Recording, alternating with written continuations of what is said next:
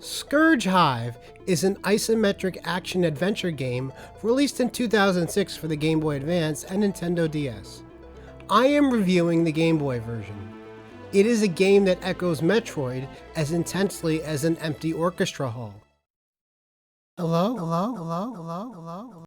So just how closely does it parallel Metroid? Let us count the ways.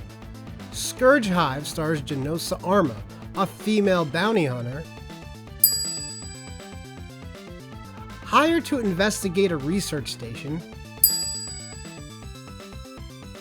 that has mysteriously gone silent. The facility was researching a dangerous parasite that has run amok and has also infected Genosa. Genosa must team with her AI companion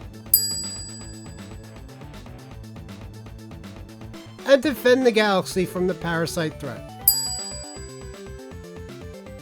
That is almost exactly the plot of Metroid Fusion, without the charm.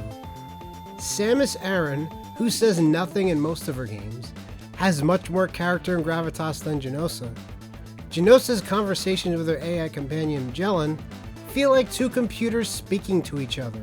Scurge's environments are overly industrial, without much differentiation. The enemy parasite is a vaguely generic threat. Granted, none of the intimidation SAX added to the X-Parasite.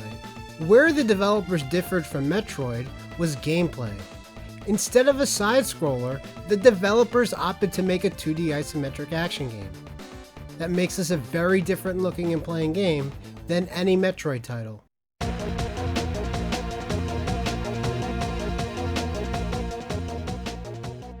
That makes it different, but worse. The core of Metroid games is exploration and traversal, and the isometric perspective hinders every single aspect of doing so. Exploration should be a rewarding experience.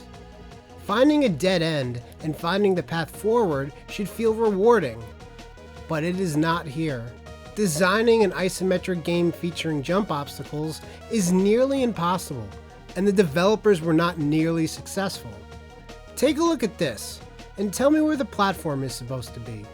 A jump is a lottery ticket for progression in Scurge, but even the normal room layout can be confusing.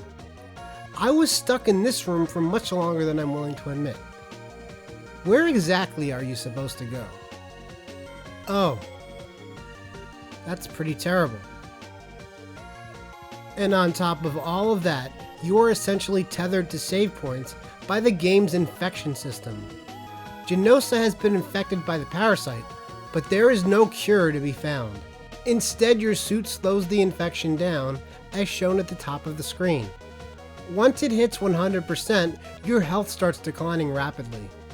The only way to reset back to 1% is a save room. You can't spend time figuring out environmental puzzles without occasionally being interrupted by having to retreat to a save room. This nerfs any sense of exploration you are hoping to establish, which in a Metroid-type game is a cardinal sin. The isometric perspective also negatively affects the shooting action. Most rooms are absolutely packed with a relentless amount of enemies that constantly surround you. It's hard enough to aim 360 degrees around, but Scurge's sluggish aim only makes matters worse. And you will be shooting a lot. Enemies pack nearly every room, and they respawn when you re-enter. Some rooms even have enemies that constantly respawn without you leaving. It feels like there are no breaks in Scurge. You are either in an empty save room for a few seconds, or in chaos. It's an absolutely exhausting experience, and yet none of that makes this a difficult game. Genosa's large amount of health, combined with receiving a health power-up every single time you kill an enemy, makes this a boring, monotonous experience. Combat is just a matter of button mashing and waiting.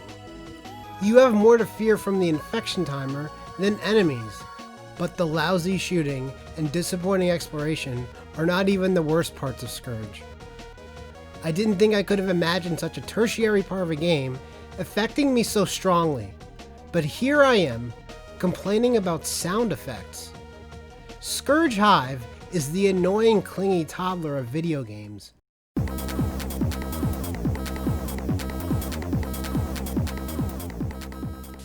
There are two different danger alarms which play indefinitely, one for low health and another for infection warning. The infection warning, a pounding heartbeat that gets louder and louder, starts at only 60%, so get used to hearing it. The low health warning is much more offensive. And just to add something else, there is a sound that plays when there is a security guard in the room. It's possible to hear all three together, and it's just an oral assault. The enemy sound effects are always present, always obnoxious, and always way too loud in the mix. I don't have any opinions on the music because all I remember is being tortured by terrible sound effects. My most common thought when playing this was shut the fuck up! Scurge Hive's design detracted from every gameplay element that makes a strong Metroid game. I do appreciate the developer's attempt to shake up the genre in the ways that it did, but I would be lying if I said I enjoyed any part of playing this. If you are coming at the king by making such a similar game to Metroid Fusion, you gotta bring a better experience.